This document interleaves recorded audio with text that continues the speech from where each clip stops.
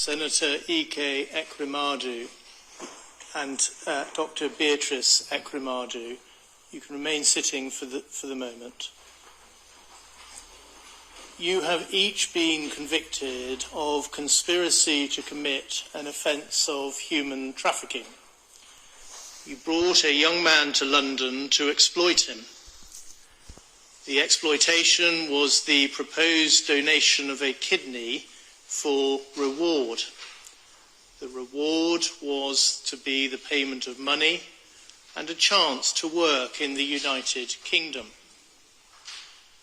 People trafficking across international borders for the harvesting of human organs is a form of slavery. It treats human beings and their body parts as commodities to be bought and sold. It is a trade that preys on poverty and misery and desperation. The evidence shows that those who are impoverished, often living in multi-dimensional poverty, desperate for a better life, and ignorant of the true risks, are sometimes willing to donate their organs for money or the chance to work in the UK. Significant risks attached to such donation without proper aftercare. You each played a part in that despicable trade. You, Abina Abetta, underwent a kidney transplant at the Royal Free Hospital in London in 2021. You said that you and your donor were cousins.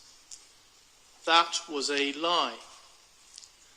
The clinicians at the Royal Free and the independent assessors at the Human Tissue Authority were taken in by your lie. They believed that the donor was acting altruistically as a good Samaritan. The transplant went ahead. There is no evidence that the donor has been given the necessary aftercare. It is not necessary for me to make a finding as to whether you exploited the donor. But what is clear is that you learned from your experience that it was possible to manipulate and corrupt the regulatory system by using a fabricated affidavit, by lying about your relationship with the donor, and by coaching the donor to lie. You, Senator IKE EKWEREMADU, and you, Dr. Beatrice EKWEREMADU, have a daughter, Sonia. She is very ill. She is suffering from FSGS, nephrotic syndrome. She needs a kidney transplant. Everybody has enormous sympathy for her and for the impact on each of you seeing your daughter's suffering. Sonia's uncle, Diwe EKWEREMADU, knew Abina Abetta from medical school. He got in touch. Abina Abetta offered to help find a donor. A possible donor was identified. By law, his name may not be published. I will call him C. C grew up in a village where he had no electricity or running water. He left school at the age of 15 and he went to Lagos where he sold phone accessories from a wheelbarrow in a market. He was earning about 3,500 naira a day, the equivalent of just £7. Tests in Nigeria showed that his blood group was the same as Sonia. He agreed to come to the UK. I am sure that he did not at any point agree to donate a kidney to Sonia altruistically. There was no reason why he should do so. He was not related to your family. He did not know Sonia or any other member of your family. Nothing was put in place to secure his future healthcare needs if he donated a kidney. The wealth and power inequality and disparity between you and C could not be more marked.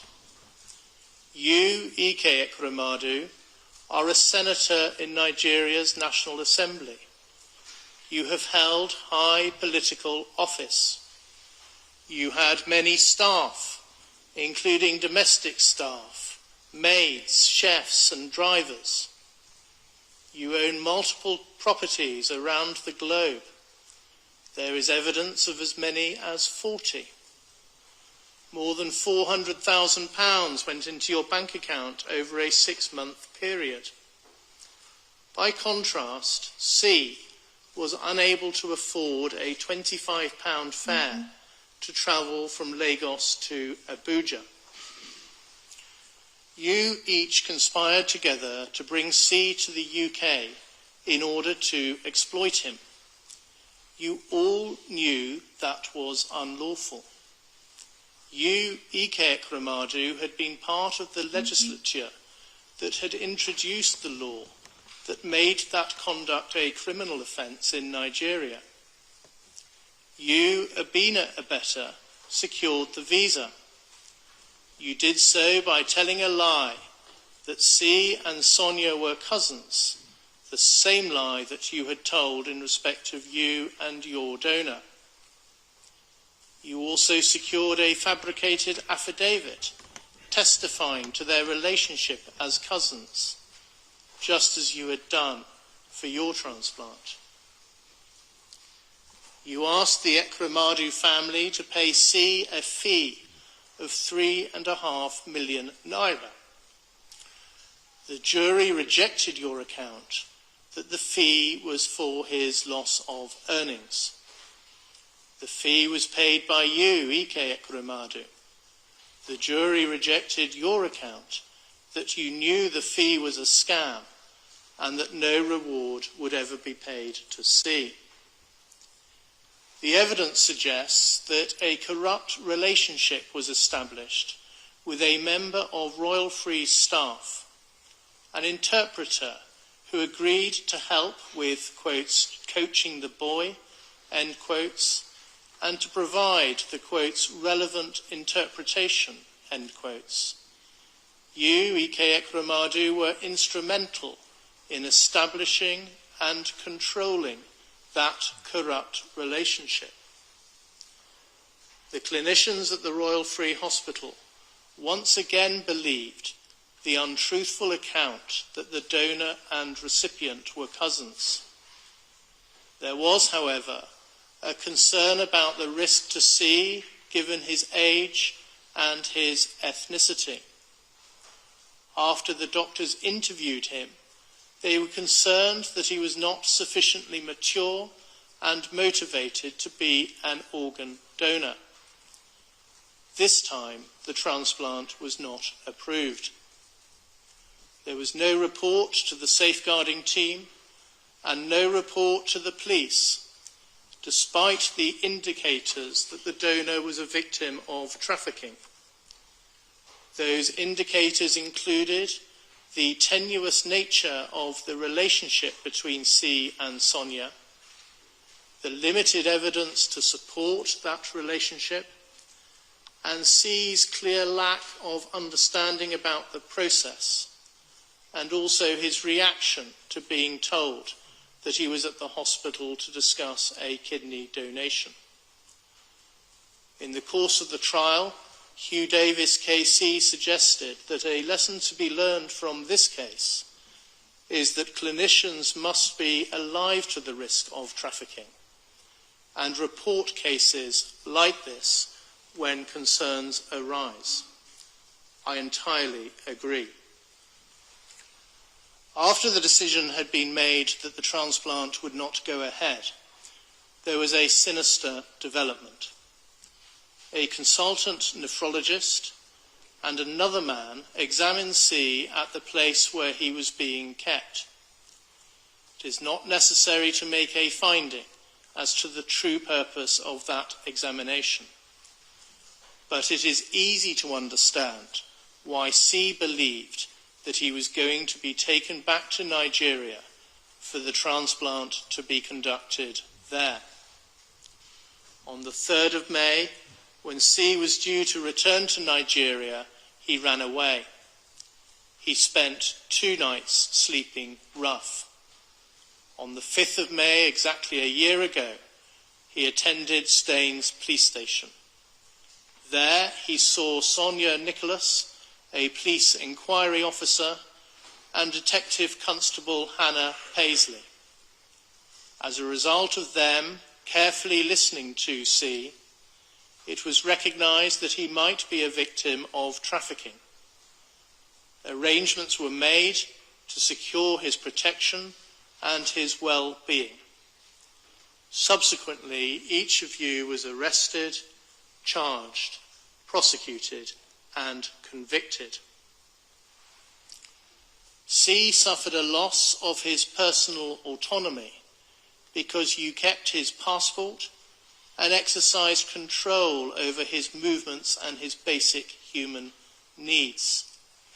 He was put in fear that he would be subject to the forced removal of his kidney without any appropriate aftercare. Now he is scared to return home to Nigeria. As he puts it, he is having to start his life again. I considered that a substantial compensation order might well be appropriate for the loss and damage he has been caused by your conduct. I asked the Crown to inquire as to C's attitude towards such an order.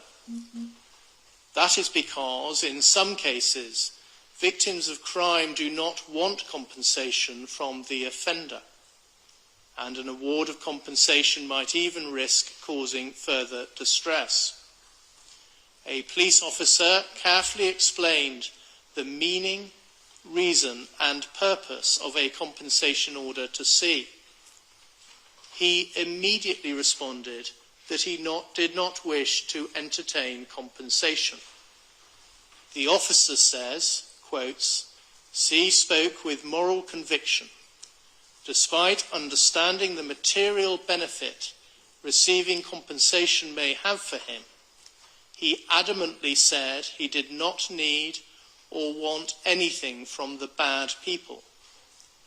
He no longer wants them to have any involvement with him in any capacity, irrespective of the financial benefit he stood to make." C said that he wanted to put this entire ordeal behind him and move on with his life. He believes this to be the right and fair thing to do, end quotes.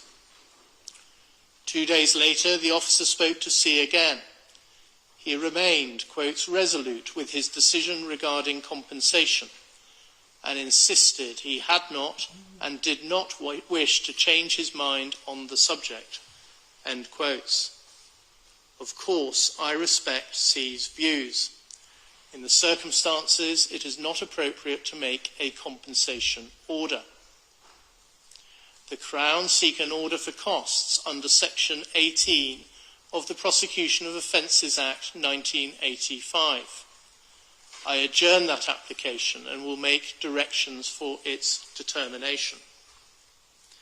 In the case of each of you, I impose the statutory surcharge order in the sum of £190.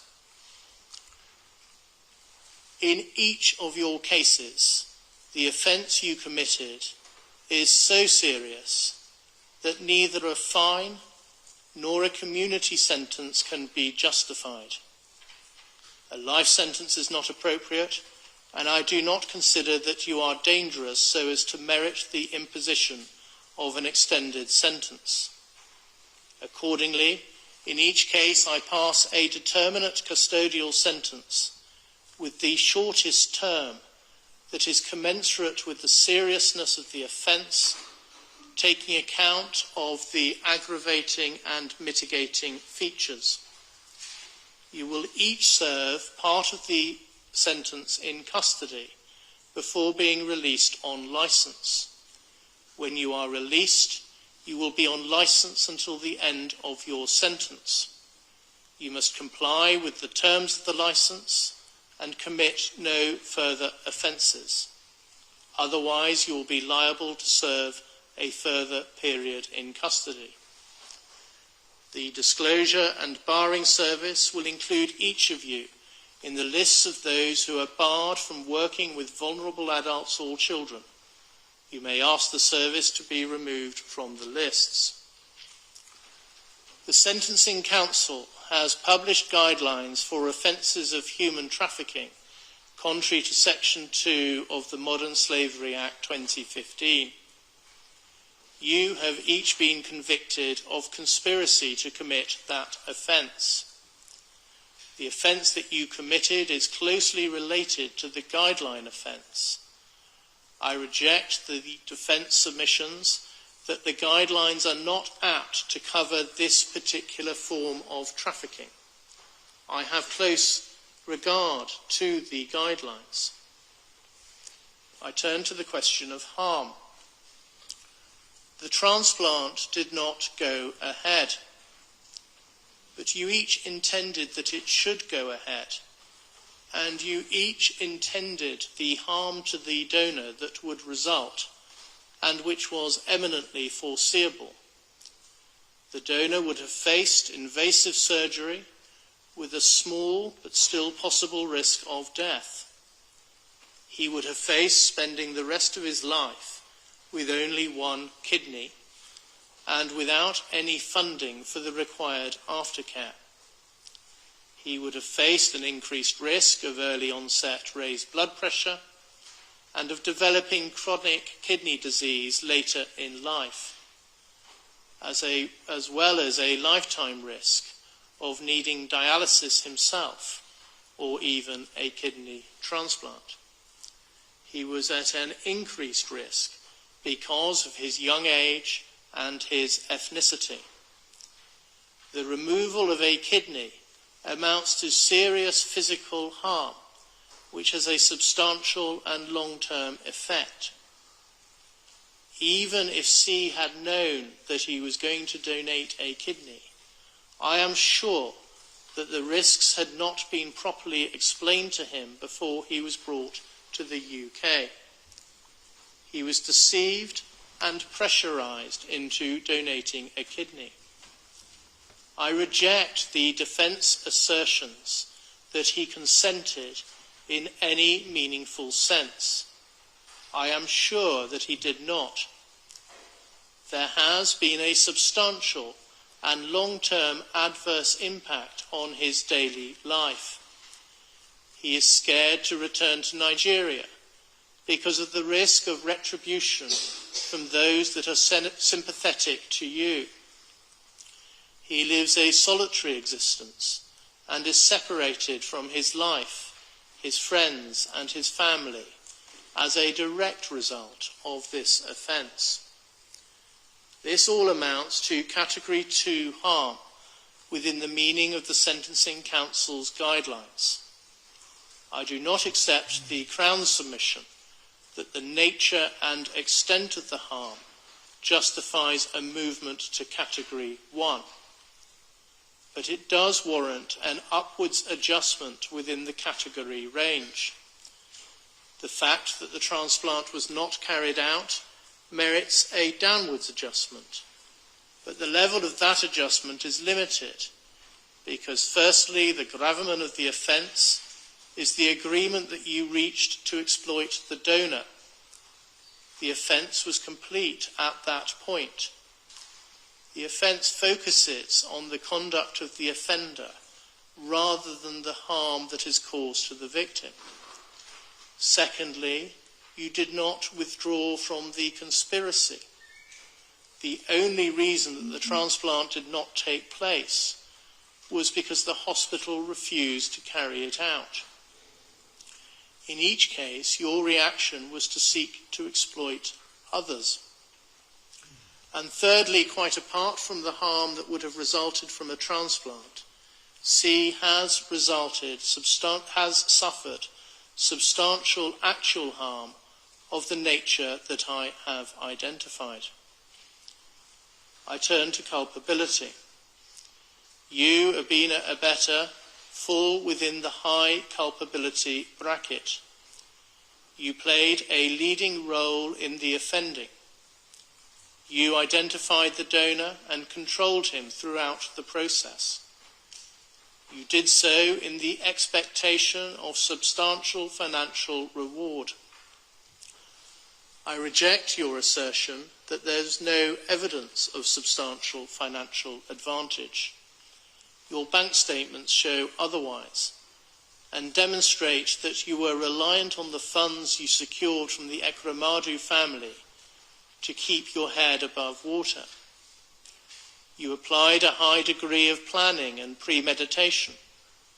For example, you arranged the visa, you secured a fabricated affidavit, and you organized a scheme to seek to deceive the clinicians and ultimately the Human Tissue Authority. You were thoroughly dishonest throughout. You kept a substantial sum of money that was paid by IKE EKWEREMADU and was intended for the donor. You, IKE EKWEREMADU, also fall within the high culpability bracket. You also played a leading role in the offending, and to a greater extent than Abina Abeta, who was acting through Diwe Ekweremadu at your direction. You did so in order to secure a material advantage, namely a human kidney for your daughter. You were involved in a high degree of planning and premeditation.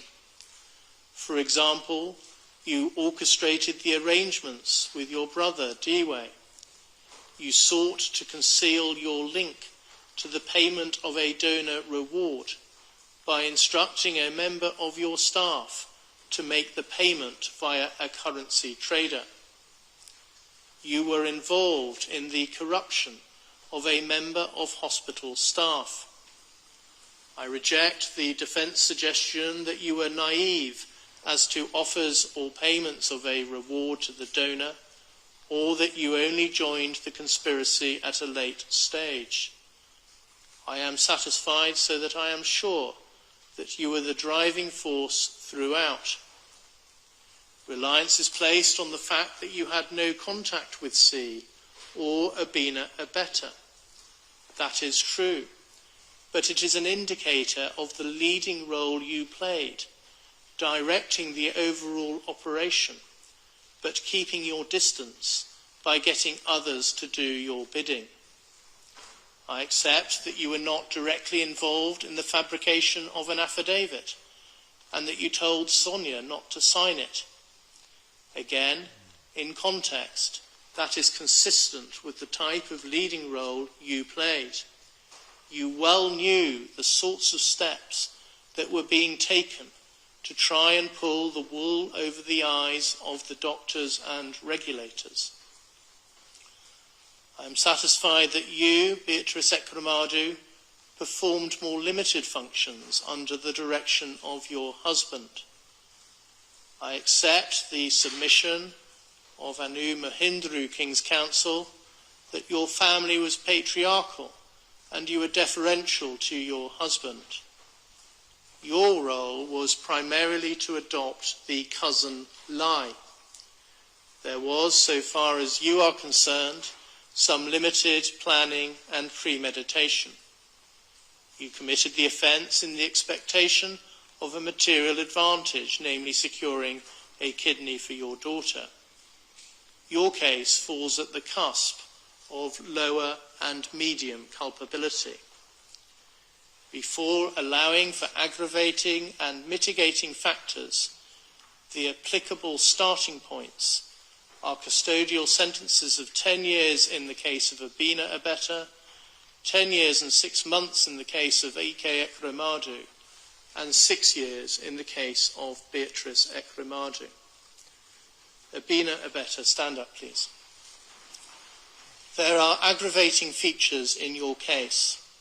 You deliberately targeted a victim who was particularly vulnerable due to his young age, his isolation from his immediate family, and his poverty. After the conspiracy to exploit C was thwarted, you continued to try and find another person to be exploited in the same way. As against that, you have no previous convictions, and you are a person of good character.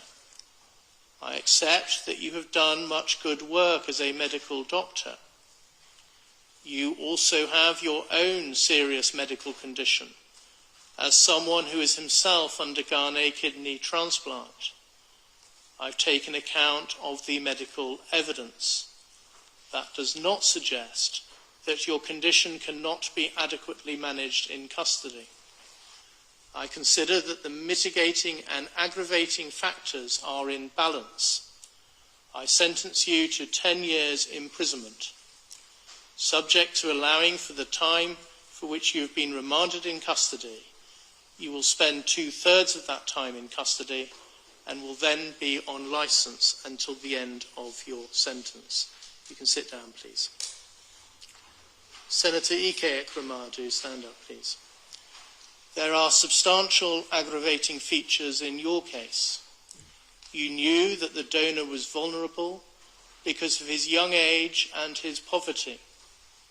You had a profound understanding of the impact of poverty because of the work you have done for the EKWER Foundation. You gave direct instructions to ensure that tight control was exercised over C.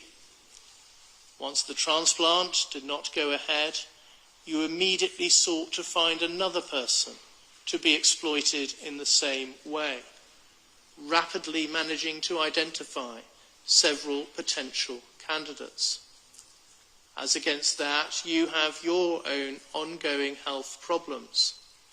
You have no previous convictions and were a person of good character. I accept Mr. Hicks KC's description of you as having exceptionally positive good character, and that your conviction represents a very substantial fall from grace.